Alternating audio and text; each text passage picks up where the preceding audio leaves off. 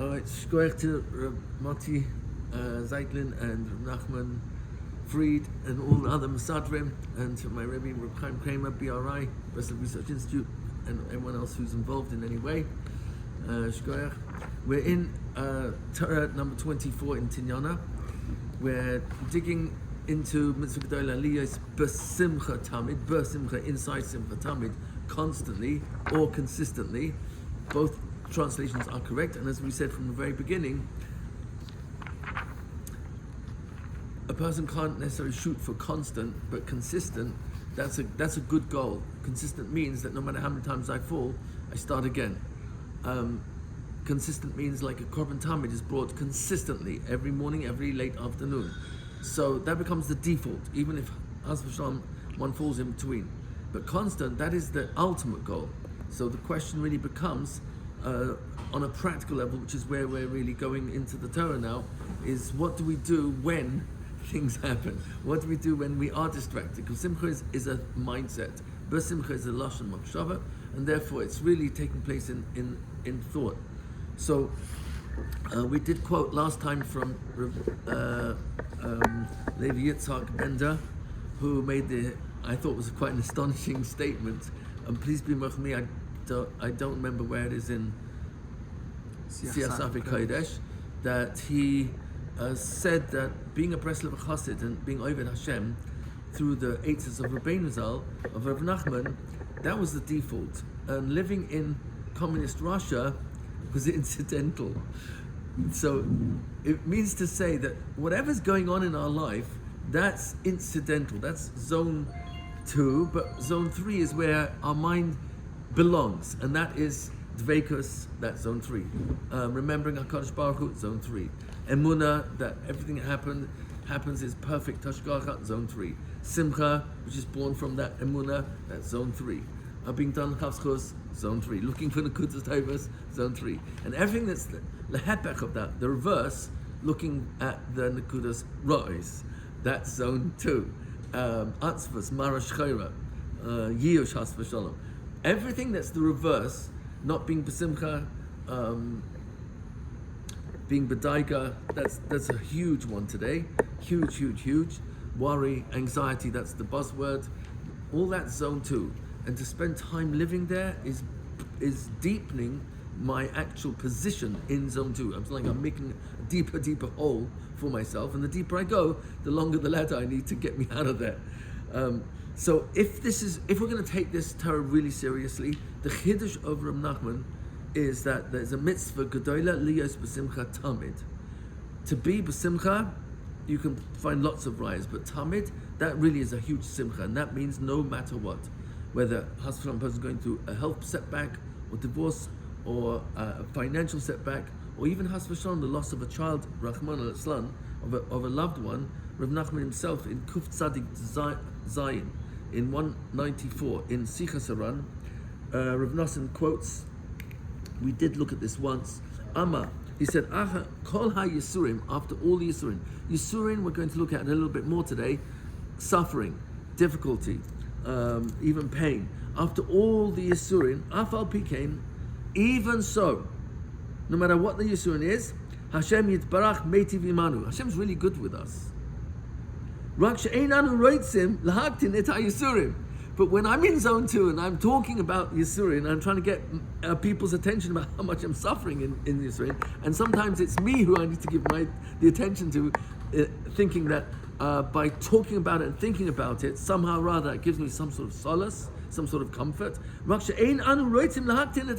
want to minimize it.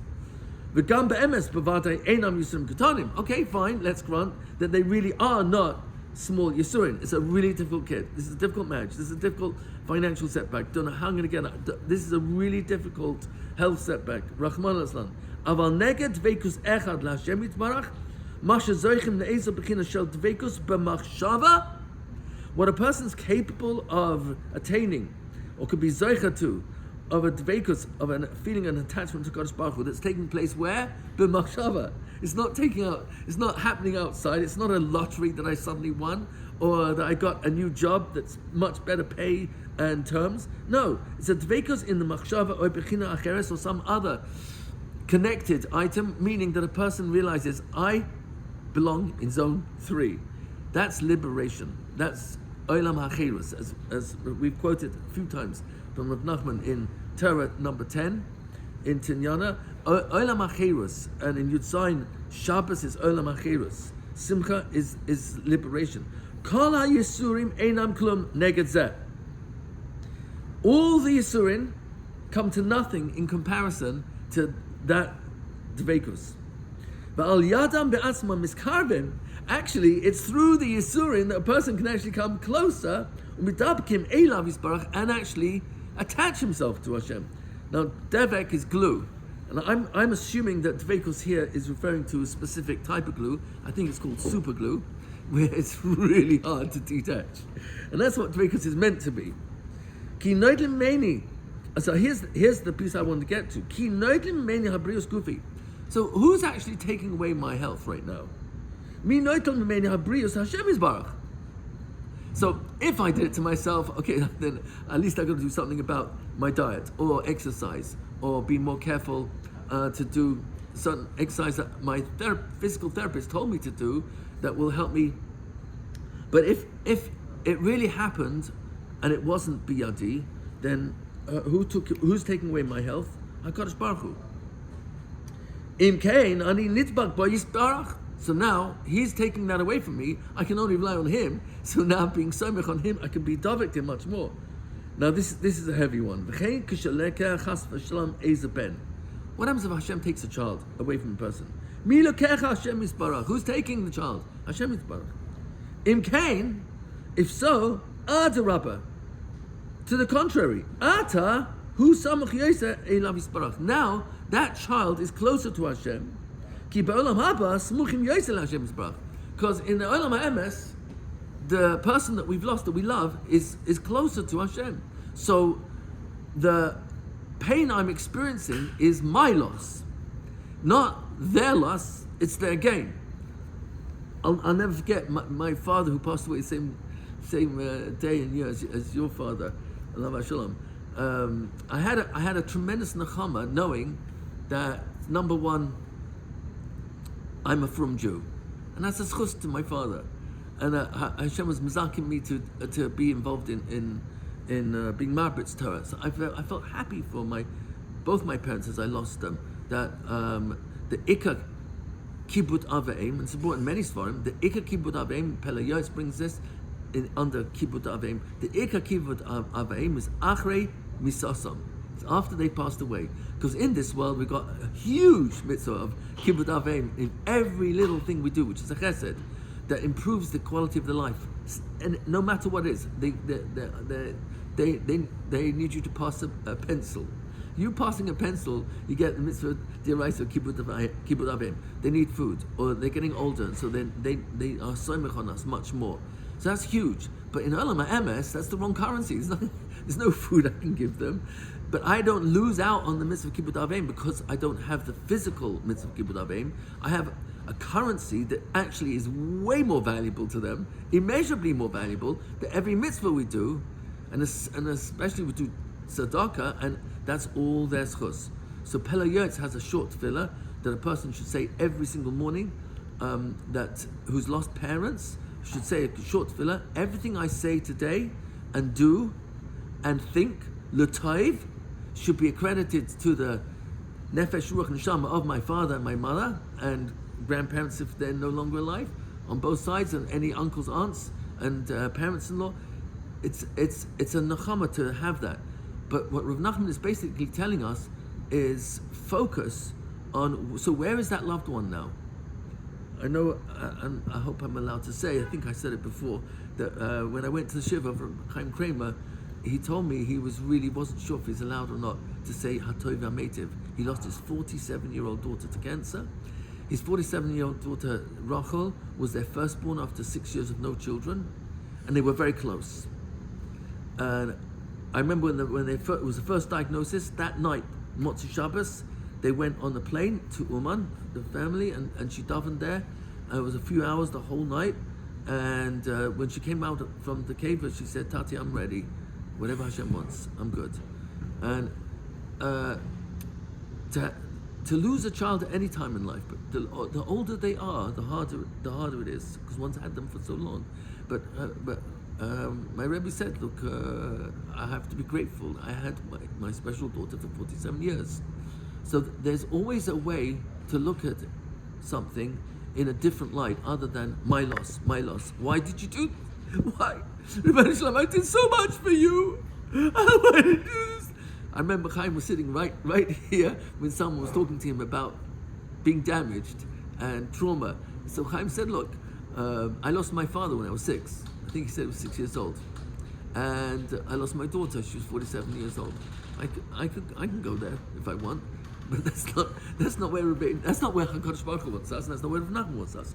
So Rav Nachman, if he's going to tell me a statement, tamid, this is to be consistent and eventually constant in my life, that means it's taking into account the worst case scenarios that could take place in zone 1 and 2, and that is Chas v'Shalom, physical setback, health setback, financial setback, marriage setback, or Rahman al-Islam, even a loss of a child. So comes along Rav Nachman and says, so who's taking that child? Who took that money away?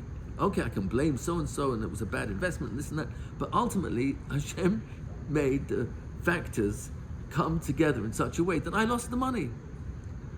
That this health setback is, I was either negligent or it was from an infection that came from an injury, whatever. There's so many different ways. But the main thing here is that if it's going to be tamid, if the simcha is going to be tamid, I can't let myself get fooled by Olam Hazeh, which will tell me, Madua, why did this happen, and go into the past to identify. If I hadn't gone in the car at that time, I wouldn't have had that crash and that injury that led to that infection, that led to a life-threatening illness, etc., etc. And before you know it, all I'm doing is I'm complaining about that doctor. He messed up with that nerve when he promised that he's going to have a special machinery to make sure that the nerve's not being stretched while he's doing a certain operation on the thigh or hip removal. I'm in Hashem's hands anyway. Who's taking this away from me? It's Hashem. Okay, so now I rely more on Him. If I have to rely more on Him, so I'm more davik to HaKadosh Baruch Hu. So basically, the word tamid means it's always on the menu. It's never off the menu, no matter what the circumstances going on in and around our lives. I was thinking, when Levi Yitzhak Bender said that being in a world of communism was incidental to Avodas Hashem. Avodas Hashem was the tamid. And you had to deal with the KGB, and you had to deal with when you go to Uman in an extremely discreet way, etc., etc. So we're told this world is Olam Adimyan. So I'm not sure if I shared this with you. Being raised in the world of the film industry with my father, so he took me many times, either because I was working with him in voiceovers, to Pinewood Studios. Pinewood Studios is a much smaller version, but it's the largest film studio in Europe. It doesn't compare to Hollywood, but it's the European equivalent. It's in North London. So it's really extraordinary. You can walk down streets. I'm not going to say the names of the movies. I don't think it will help anyone here. But you can walk down a street in Pinewood Studios, and it's a cobbled street, and on both sides of the street there's these they're all attached mansions. It looks a little bit like what's called in Regent Street in London, and you can go up the steps, knock on a door, and if you open the door, because none of them are locked, there's nothing behind it, and you have to be very careful. Don't walk there, because you're just going to fall. It's pure facade on both sides, pure facade. And there's a lot of scenes like that. It's really quite fascinating. I remember one scene in The Omen, which was a horrifically frightening movie. I don't remember how many X-rated it was, but it was only X-rated because it was just so scary. And one of the most scary moments was in a graveyard.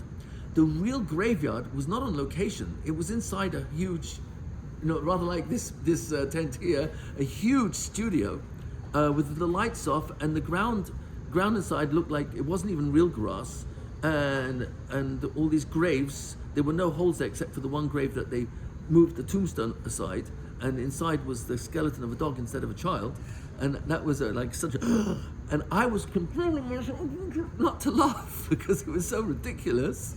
But in the actual movie itself, it was horrifically frightening. It's a joke. It's an illusion. The whole of this world, everybody are actors. I'm an actor in your world, you're an actor in my world. The only thing I actually have to myself is what am I thinking? And when I get sucked into the script, and I get sucked into what people are saying or about me, or what I think they're thinking about me, that is the most ridiculous. Just to become aware that I'm thinking about what I think you're thinking. Really? That's how I'm going to waste my life? Thinking about what other people are thinking? Am I dressed right? Do I look right? Did I say the right thing? Let the Torah be the filter. Let the Torah be enough learning going through our brain and our mind that when we look at the world, it's going through a mind that's been filtered through the Torah, not what other people say and think and what's fashionable and what's in.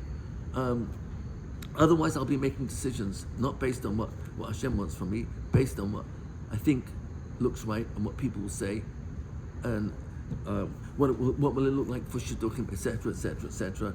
And before I know it, my mind is sold to what I think other people are going to think. It's a waste of my mind. So I'm just going to quote to you Shulchan Aruch, because Rav Nachman is huge on learning Shulchan Aruch every day, and it happens to be in Reish Chaf Beis, and it's a famous simon because it's a Gemara in Brachas in several places, Nun Dalet starting there in that perek, but it goes into Samach Aleph Samach Beis. Reish Chaf Beis, Birkas Hoidas Hatoy v'Hara. So in Sif Gimel, very interesting language because it's taken right from the Mishnah. Chayev Adam levarech al hara.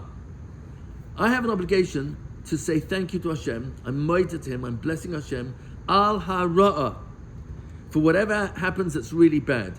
And Shulchan Aruch, as we all know, Shulchan Aruch is not a book I'm supposed to look at. Oh dear, so and so just died. What bracha do I have to make? And so I search through the index and then figure out which page, which simon, and now read it for the first time. No! Shulchan Aruch, the Mechaber, in the first printing, he actually has it in Hagdama that this was written for Balabatim. There was no Ramah, but it was just Shulchan Aruch, just the Mechaber, and it was written that we should finish it once a month, once every 30 days, so that we would have an intelligence to know how to ask a question for a psak. So even though they are piskei halachas, but it's really meant to be constant chazara, so that I'm aware when Shabbos comes what to do. But it's not supposed to be Shabbos comes. Okay, now what do I do? Which melachas am I not allowed to do? No. Shulchan Aruch is supposed to be learning it as a kid, and we learn it just living it Shabbos with our parents, etc. But comes along Shulchan Aruch and says, okay, so when someone dies in the family, how do I react? What bracha do I make? And it's not about the technicality of which bracha, it's how I emotionally say the bracha. Where's my mind when I say the bracha? Chayev Adam, it doesn't say Chassid, it doesn't say Tzaddik. Chayev Adam, Livarech al Hara'ah, B'da'as Shalema. My mind is complete. I'm not like drunk, or I can't think for myself because I'm so broken and down. No, this bracha has to be said because the mind is clear. And what is that? Ubenefesh chafetza, completely willingly. Kaderech shemevarach b'simcha ala tova. The same way that one makes a bracha b'simcha for something good. That is how I'm supposed to make a bracha hadaina emes, which is only said on a father, a mother, a spouse, child, brother, sister. Why? Now here, interestingly, Shulchan Aruch doesn't leave this for Mishnah Berurah, who came much later, or anyone else to explain. He explains the rationale. It's really from the Torah. Ki hara le'ovdei Hashem. Now who's supposed to be an Oved Hashem? Every Jew. Male, female, every Jew. This is Shulchan Aruch for every Jew. Chayev Adam. Doesn't say Tzaddik, doesn't say Chassid, doesn't say Gedola. Chayev Kol Talmid Chacham. No, Chayev Adam. My mindset should be that when things go bad and wrong, I go to zone 3 and say, Rabbeinu Shalom, you are the Daina Emes. You are the true judge. You've got a perfectly clear, real picture, and there's no injustice in your world. Zero. It's impossible. And so I declare you the true judge. You did a perfect judgment. Why? Ki hara lo'evdei Hashem. We're all meant to be ovdei Hashem. We're all aspiring to that. So when things go bad for someone who's serving the Kodesh Baruch Hu, he simchasam. This is heavy duty. This is their simcha, the toivasam, and it's their benefit. Kiven shemikabel me'ahava mashigaza alav Hashem, since he accepts this very difficult news with love, because Hashem is the one who's gozer, Hashem decreed it, then nimtza, so it comes out shebekabalas razu, by accepting this difficult news, this terrible setback, hu oved Hashem, he's serving Hashem. Shehi simcha loy. Serving Hashem is a simcha. Oh, is that only when I'm putting on tefillin? Or even sitting shiva? Rahman al-Islam. Is serving Hashem only on Shabbos? Or even on Tisha B'Av? And serving Hashem is constant. The question is, all the incidentals of what happens in our lives, those are the places where we serve Him. Oh, so this kid was forced to leave Eretz Yisrael. He wanted to live there and learn there, but it didn't work out for the family, suffering with kids or whatever, and the wife didn't have friends. So okay, so you're Breslov Chassid, you serve Hashem in America or wherever. It doesn't make a difference. Yeah, it's more kedusha. No, ain't a diamond, much more kedusha. But if Hashem is pushing that it's gonna, so then go there b'simcha, because that's what Hashem wants from us. And that's what Rav Nachman is pushing for. Talmud is reality. It's not just Rabbeinu Zal's chiddush. He's actually trying to get us to regrip what we've been losing. He said that a few times. I'm not taking you on a new path. I'm taking you on a very old path. So it happens to be new. I think the chiddush in what Rav Nachman, this is my personal understanding, is that when you take into account all the different aspects that he touches on, Nekudas Tovos and Simcha, his Spoidus, when you start putting it all together, that is new. That full recipe, that's huge. And that's something I think that many tzaddikim and gedolim who did suffer and succumb to their suffering, had they had Rav Nachman, even Adam Rishon, if I'm allowed to say, if he had Rabbeinu Zal, he would have known to, I messed up, start again. And then when Hashem would have asked him, my Yeka said, Ben Shalom, he caught me in the act. I'm really sorry. I can't believe I did that. And Hashem would have forgiven him. That's the Medrash Haggadah. Medrash Haggadah says Hashem would have forgiven him if he said one word, Chatati. But he didn't know that now I've fallen.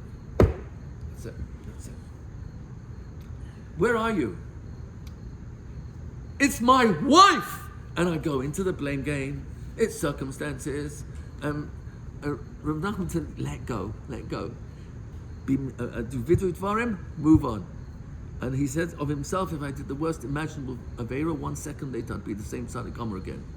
Not because I was necessarily Tzaddik Gomer in that moment, but yes, I will not get stuck in zone 2. I'm nobody. It's not worth it. I messed up. I'll never be able to recover. Now that I've done this, I can't start again. I'm just lying. I'm a faker. If I try to be a tzaddik now after what I just did, who am I fooling? And that's just the Yetzer Hara. So we need a Rav Nachman on all those scores. Nekudas Tovos is everything. His Spoidus is everything. Simchat Talmid is everything. Each one of these on its own is huge. But when you put it all together, that's a new path. That's a whole new path. The level of Emunah, his das on doctors. When you start adding all these pieces together, and Rosh Hashanah, this is a whole new path. It was never trodden on before. Each one on their own, that's old. Maybe not Tikkun Klali, and that's a Kiddush, and so is and Rosh Hashanah. But all the others, Tisbeitus, you can find Tisbeitus throughout Chazal. Not necessarily nearly to the extent of the Dagish, the emphasis that Rav Nachman, and how much he talks about it, and when and how, and when it's working, when it's not working. All those pratim, I've never seen anywhere as comprehensive as in Rav Nachman's writings. But otherwise, if you're looking at, is this really a Kiddush, Mitzvah Tamid, Really, it's a mitzvah tamid. And so Shulchan Aruch says, yes, even if a person loses a child, has v'shalom, or a relative, be ready of how to react when something goes wrong. And if that something is small, be ready to react. If it's big, be ready to react. How do I know how? There are Sfarim that tell us how, and Shulchan Aruch even goes out of its way. So Mishnah Berurah on that simon, Reish Chaf Beis, Sif Gimel, in Sif Katan Dalet, I just say outside, he tells us that all Yisurin, be'emes, is really a kapara even for avonis. Avonis means b'mezid. Pshia, someone who's a poshea has v'shalom, that's b'mezid l'hachis. That's the worst. But all Yisurin is actually a kapara for avonis, and so he points out that I'm getting a discount. We've talked about it earlier. I'm getting discounted when I get Yisurin. And then he quotes the Medrash from Yitzhak Avinu, who actually asked the Kadosh Baruch Hu. Yitzhak Avinu saw he was the most acutely aware of Midas Hadin, and because of that, he was also acutely aware of how to deal with it. And so he understood that Hakadosh Baruch Hu, all Yisurin is actually a tova. So could you please give us Yisurin before we die? So Hashem said, you're actually asking for a davar tov b'kashta. You're asking a very good thing, a davar tov, and therefore I'm going to start with you. And so his eyes went dim in his later years, and it actually came because of this request. But it's a kapara. So everything is good. Even what seems bad is actually good, because this world is an illusion and it's only temporary. Absolute max 120 years. After that, it's eternity. And the quality of eternity, because eternity is forever, but the quality of eternity, that depends on what we accomplished in this world. A person's also attached to the tzaddik MS. That's an extra get out of jail ticket amongst other tickets, because now that tzaddik owes us for having attached ourselves to him. That gives that tzaddik extra ability in Olam HaEmes, not for schar. He's not interested in schar. He'll get it. Also, he's not interested in schar. A tzaddik emes is outside the realm of a regular tzaddik. I don't know if we will talk about it eventually. Before Rosh Hashanah, it's a good idea, but you've got Rasha at the bottom of the ladder, then you've got a Beinoni, then you've got a tzaddik. You've got levels as well. You've got Rasha Gamor, Rasha Eina Gamor, then you've got Beinoni, then you've got tzaddik Gamor, but above the tzaddik Gamor, you've got a chassid. A chassid higher than a tzaddik. Above the chassid is a tzaddik emes. Now tzaddik emes is not the same as a regular tzaddik. A tzaddik is someone who keeps all of Shulchan Aruch, and a chassid goes beyond the letter of law, but a tzaddik emes doesn't live for himself. He only lives for bringing everyone to Kadosh Baruch Hu. The first potential tzaddik emes was Adam Rishon. He blew it, ate from the tree, and accused his wife and a Kadosh Baruch Hu. Isha Hashem natata imadi. I'm like, really? It's bad enough you blame your wife, but I gave her to you as a gift to stand by you, and then you go and blame me as well for giving you your wife? So Adam blew it. The next person who was the candidate was Noach. He blew it as well because he just broke down uncontrollable tears. Tikkun Ezra brings this Parshas Noach, that when he came out of the Teva, he saw total devastation, and he heard nothing. No tweets from any birds, no rustling of leaves in the wind, total, complete, utter devastation. He fell on the ground in uncontrollable tears and said, Rebbeinu Shloim, why don't you have rachamim on your creation? And Hashem says, you ro'eh shaita, you foolish shepherd. You had 120 years warning the whole of humanity of what was coming if they didn't stop this decadency and promiscuity and rishus, and all that time you didn't ask me once to save humanity. You warned them, you were tzaddik, chassid not. You didn't go beyond, you did the right thing, you warned them, do tshuva. But you didn't ask me once to have rachamim to say, and now you're asking me? Now, if you ask any Holocaust survivors who lost their entire dynasty, the sole survivor of a whole family, they will tell you that one of the hardest things as being a survivor is the guilt of being alive. That why me? I knew my sister, my brother, my cousin, they were more righteous. And they carry that all the time. Now, can you imagine Noach? How did he feel?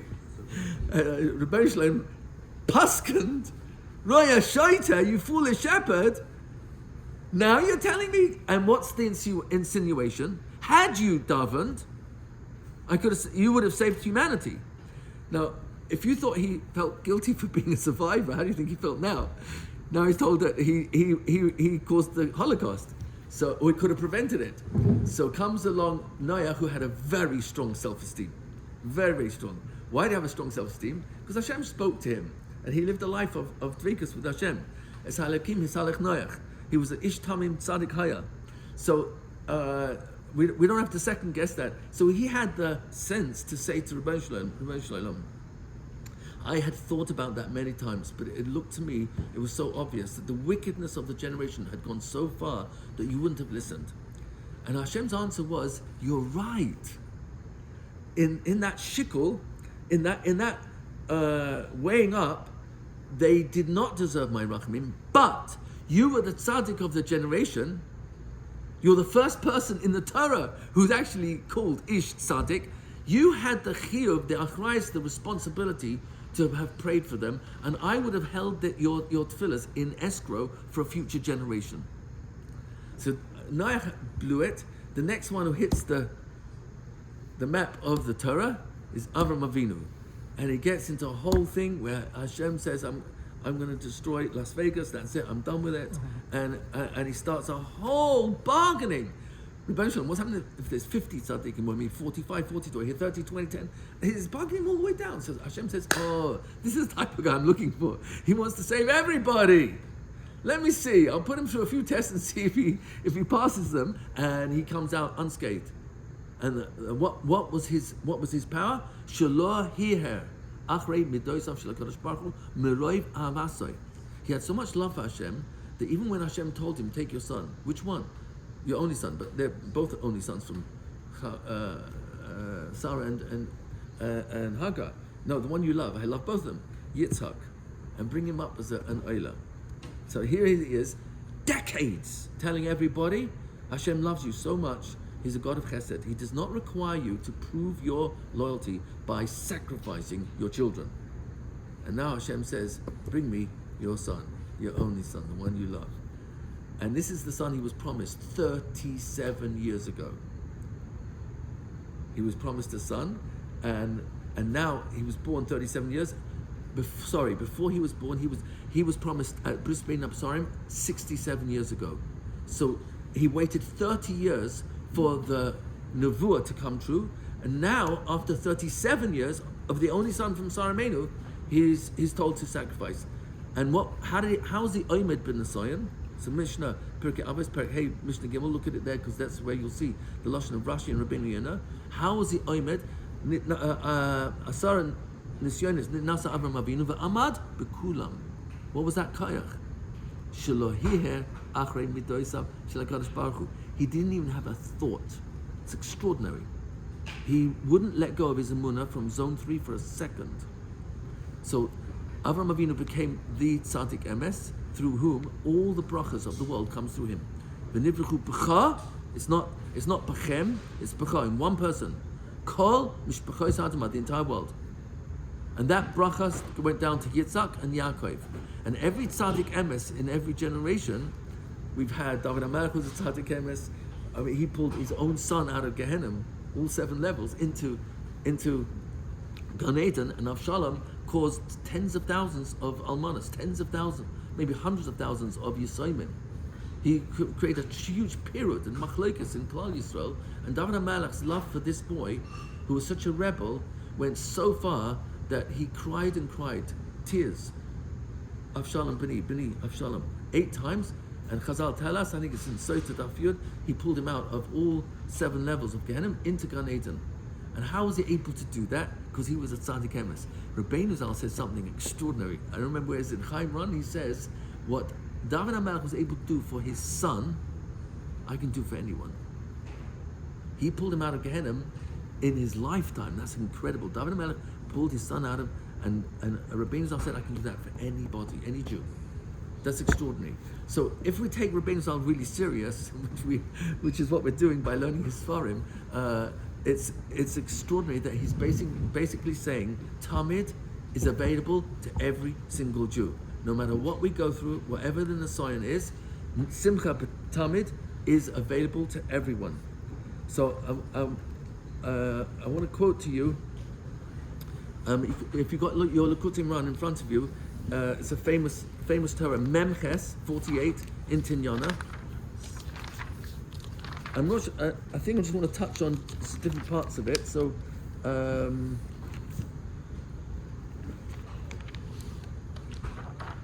we'll start at the very beginning. I'll just do a few lines, and I want to skip to where it gets to Simcha.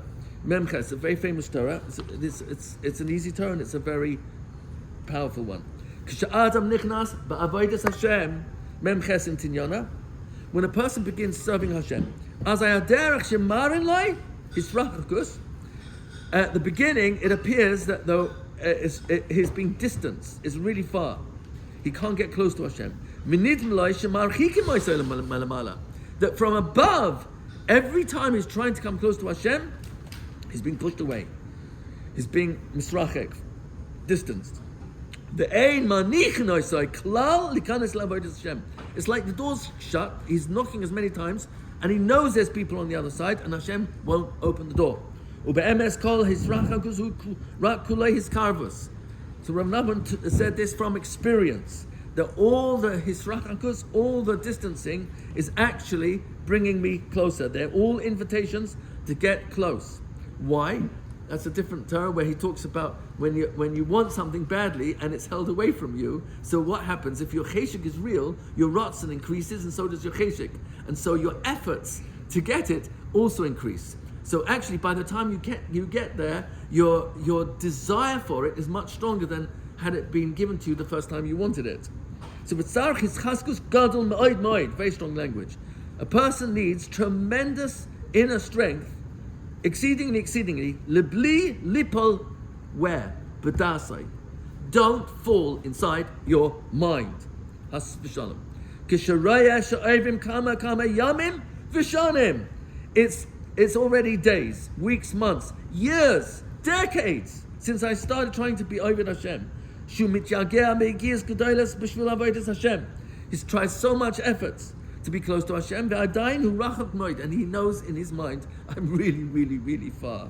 I'm still falling into kas. I still have gaiva, so many hiurim. I still can't always control my eyes. I can't believe I'm so low. He feels like he hasn't even begun to enter the gates of real Kedusha. He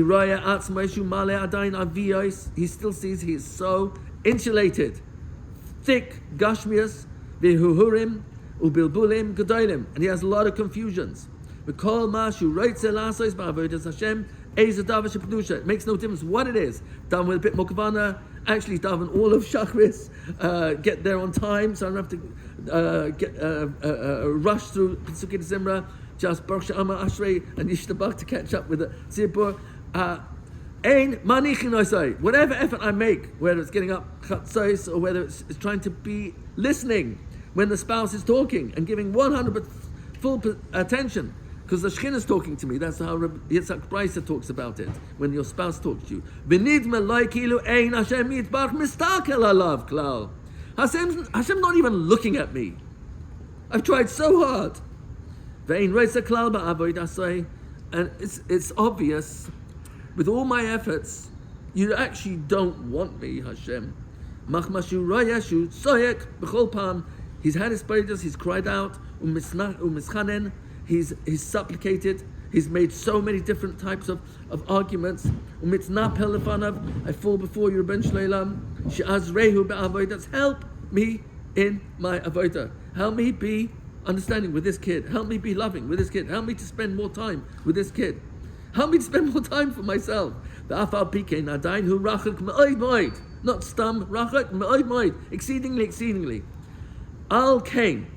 Therefore, the logical conclusion is, nidmalai, it appears to him, ki'ilu ein Hashem yitbarach mistakel alav klal. Hashem's not even looking in my direction. I'm being completely ignored. Ve'ein poinei elav klal. He's not turning towards me at all. Ki hu yitbarach ein reisa bo klal. And the reason must be he has no interest in my pathetic attempts to be over Hashem. Hein al kol ele ukiyoyt b'zeh.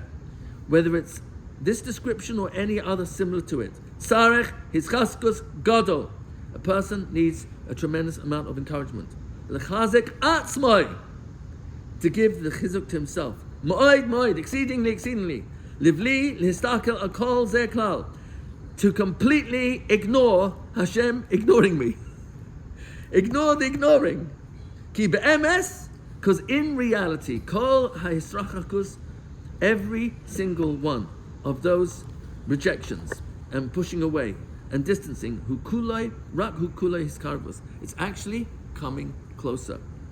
V'kol hanal ava al kol tzadikim. All that we described, don't ever think in the illusion of one's creative imagination that the real tzadikim did not experience any of this. They all experienced all of this. David HaMelech, hugely. Anyone reads Tehillim, and you look at a Sefer Shmuel, he had a Medrashim, oh my.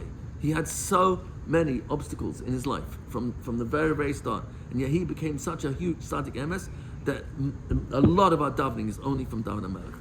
A lot of, all our Tehillim is his 150 love songs. And he suffered the most more than Eov. We've spoken about it a few times.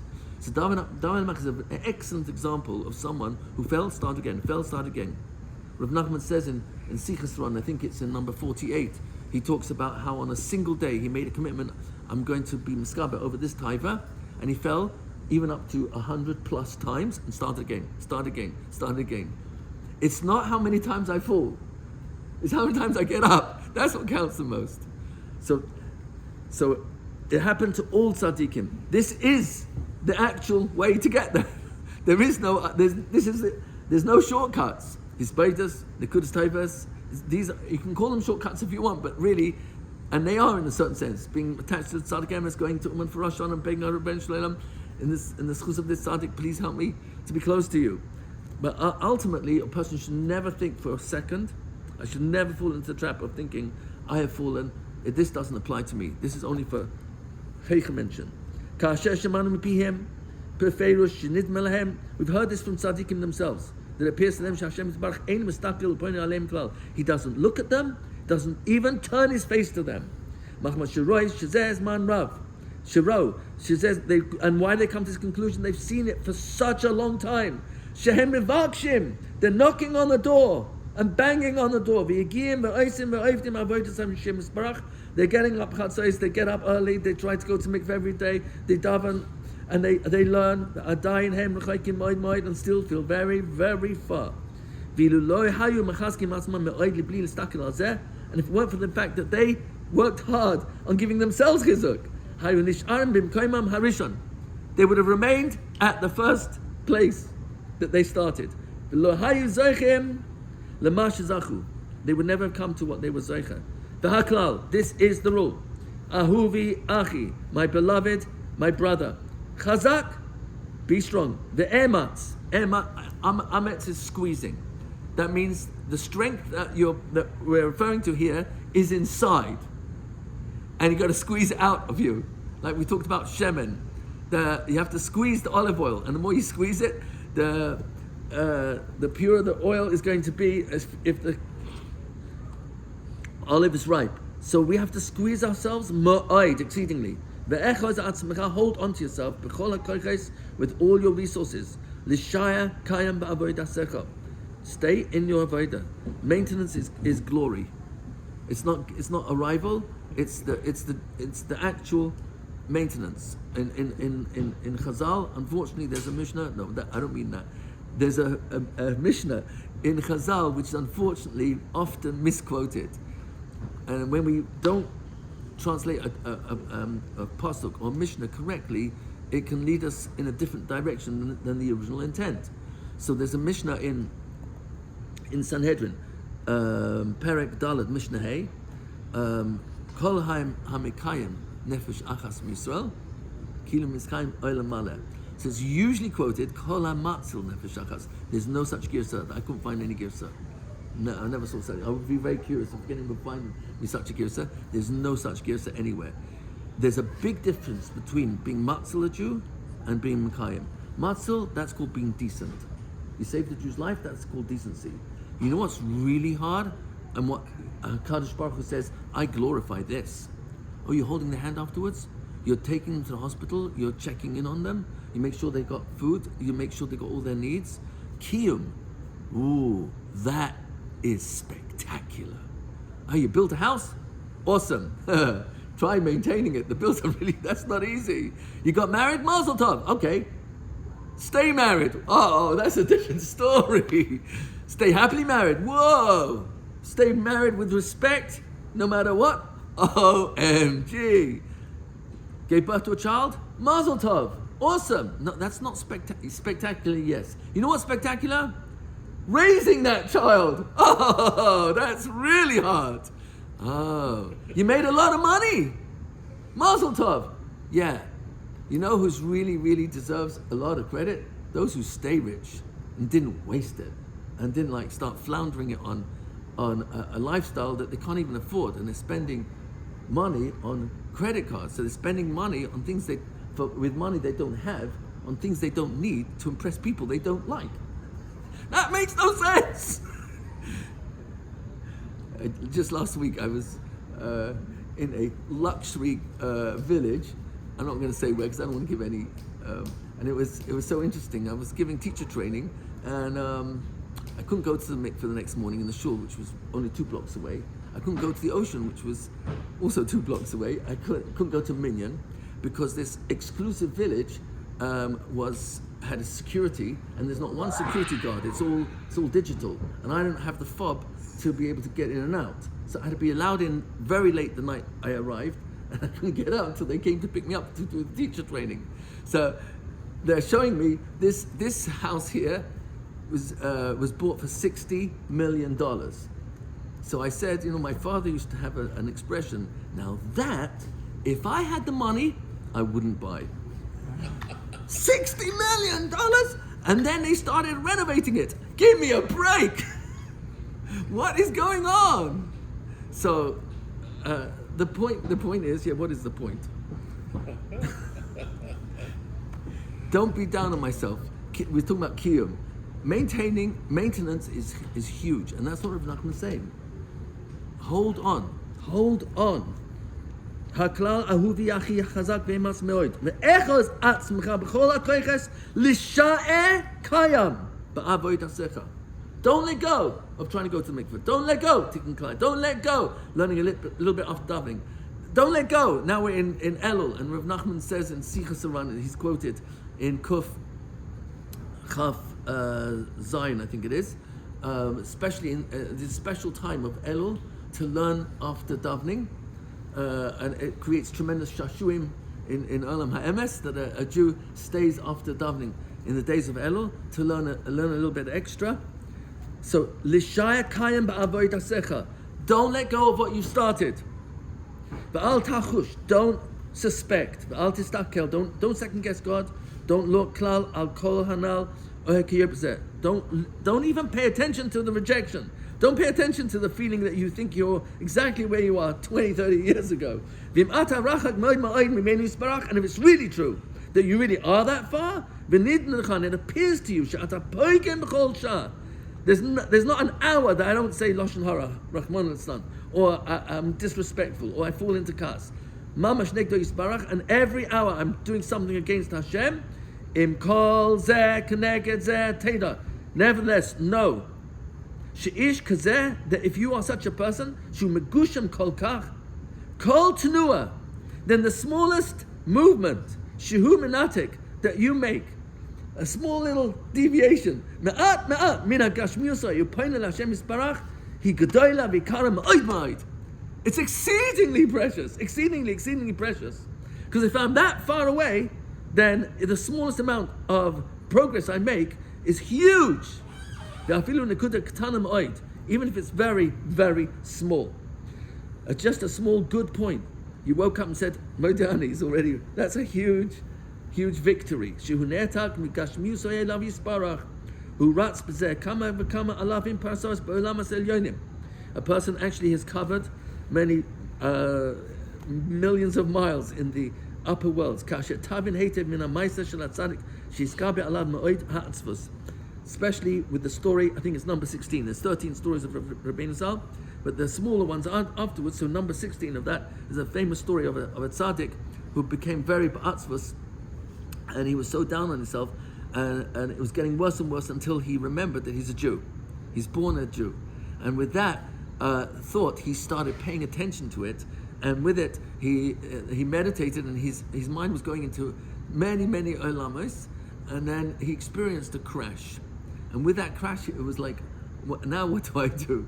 How am I going to get out of that? So Rav Nachman gives an analogy which I thought I'd just show you. This is in Torah 48 we're learning right now. So he gives the analogy of a circle, and right in the middle of the circle is the point where all the lines inside the circle, like a spokes of a wheel, go out from the center point to the outside.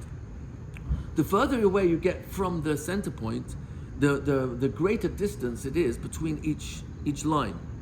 And so if I'm right in the middle there, the smallest tenua, slightest movement in one direction, as it increases, is huge, as exponentially. It's rather like, if I'm allowed to use the analogy, that whenever there's a moon landing, the moon landing has to take into account the gravitational pull of the Earth, Moon, and Sun as the rocket leaves the orbit of the Earth, and then the slightest tenua, the slightest movement in one particular direction is going to make such a difference. I could miss the planet in Gansen completely. So there has to be this constant readjusting. But the point is that the smallest tenua, you're saying, oh, what is it, half a centimeter, 1 millimeter off in the wrong direction? Give me a break, it's not a big deal. Well, actually, the further you go, the further I'm going to miss the planet. So Rabbeinu Zal wants us to know that even if we're right at the bottom in that dot in the middle, and we haven't even begun the journey, the slightest tenua that we make in the right direction is sending us in a trajectory of exponential greatness compared to any other movement. And that's how much more so, Chaim Kramer writes, how much more is this true when one travels a mile or more to serve God? Because Rav Nachman says, even if you just went kechut hasara, just the breadth of a hair, that already in Hashem's eyes, that's huge. How much more so if one actually walks to shul or makes a special effort to be close to Hashem. So this is the piece now that I really wanted to get to. Who writes come alvan kasher. Okay, we did that. The alze yismach me'oid, be exceedingly happy. V'chazek asmai b'simcha tamid. It's the same lashon. Be happy always. Ki atzvus mazik me'oid me'oid. Atzvus is zone 2, and it's extremely injurious. It really causes tremendous harm and injury. The worst injury is the injury of my mind, the poison of atzvus to my mind. I can't, I won't, I'll never succeed. What's the point? I've tried so hard. V'da, please know. Shetekef, this is a very powerful language. Tekef means immediate. Shetekef, she'adam roitz elikanes ba'avoid hatoyis barach, as tekef hi aveira gedola k'sheyesh lo atzvus. Don't ever let atzvus enter. It doesn't belong there. And the moment I notice it, great, expel it. It doesn't belong in my mind. Atzvus is not an option. It's an aveira gedola because it leads to the worst aveiras. Ki atzvus hi sitra achra v'Hashem yitbarach soina oisa. Hashem doesn't hate the person; He hates that thought. And I'm always one thought away from changing the thought. And so, that's what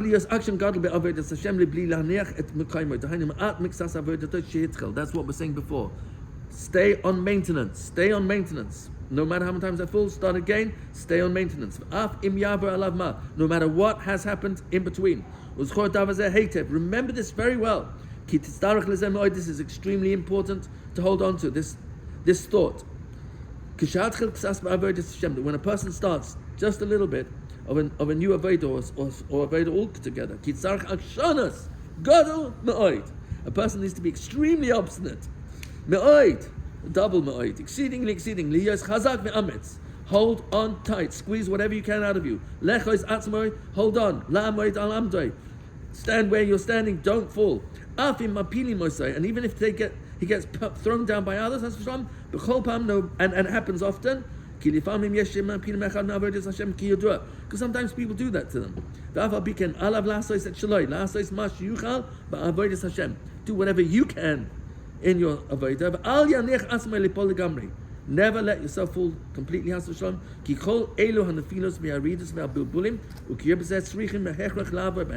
This is the only way to get to being close to Hashem. Instead of Moshe Rabbeinu,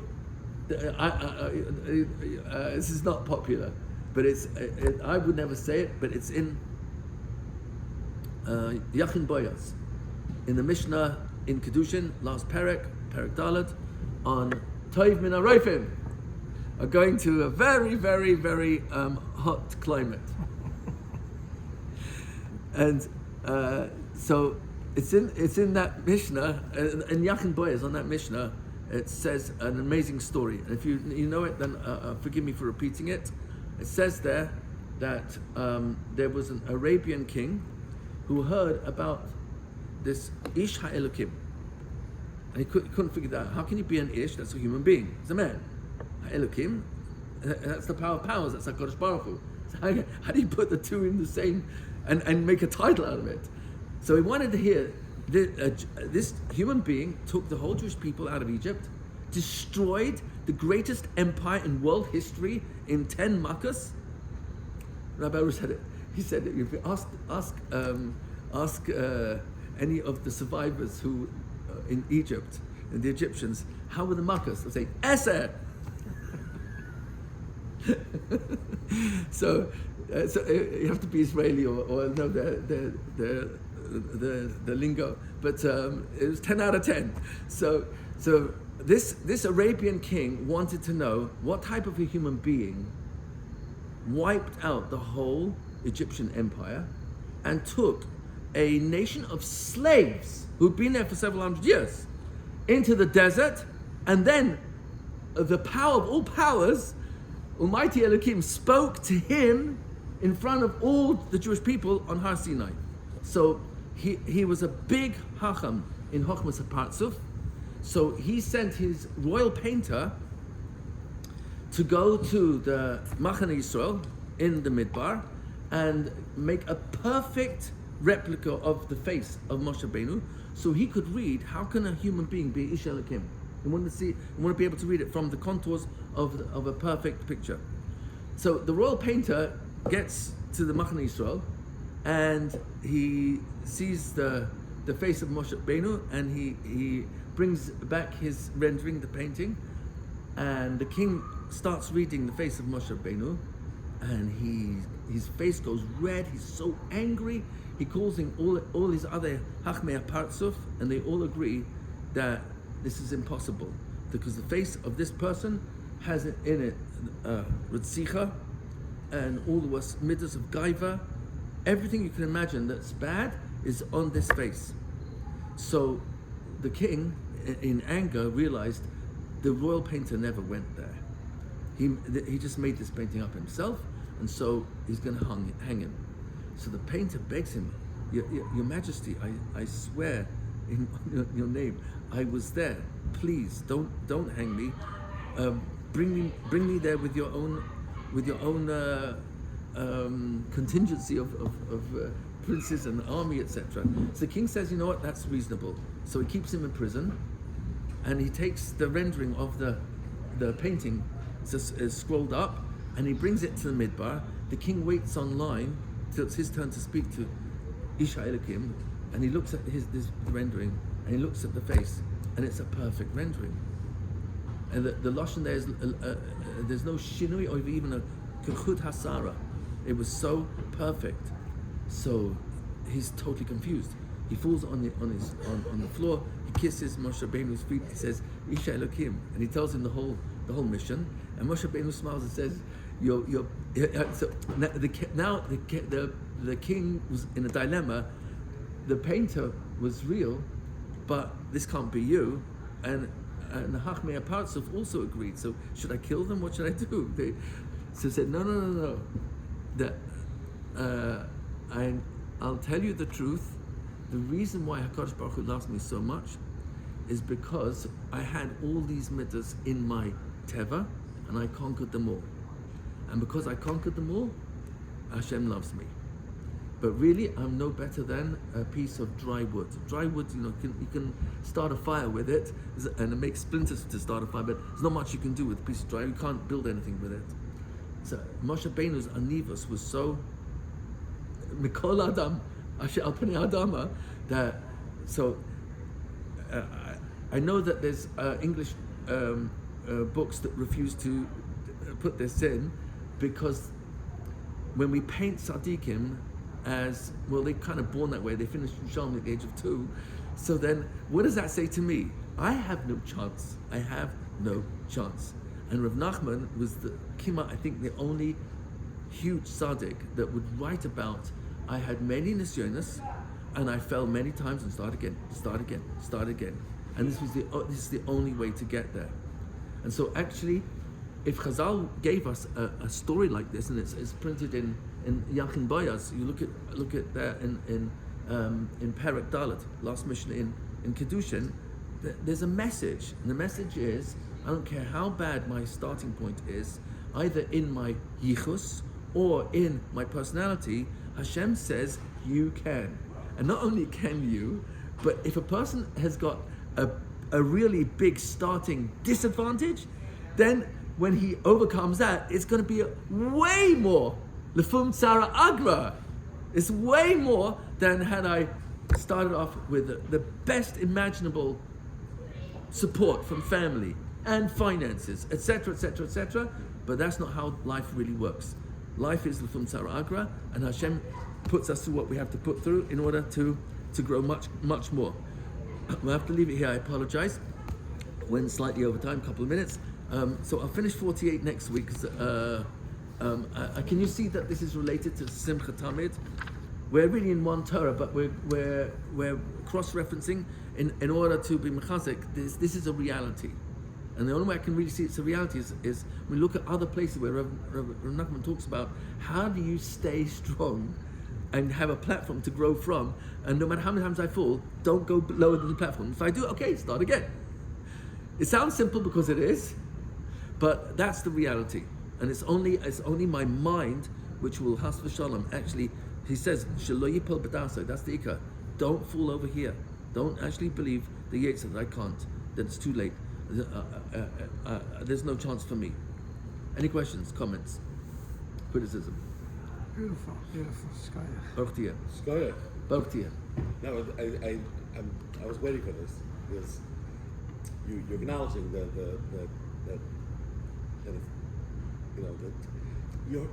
the premise of all the Shiurim was that you want to throw it away. You're in control, right?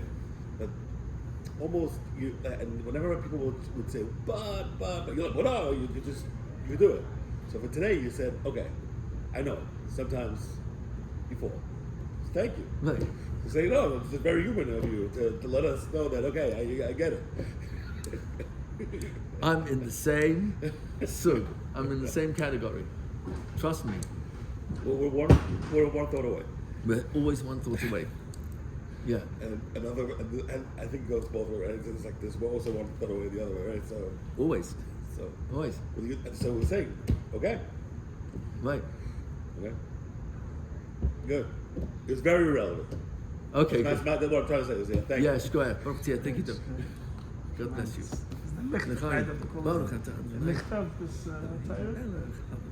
Cool. I think they call this like the letter. They ever left a letter for.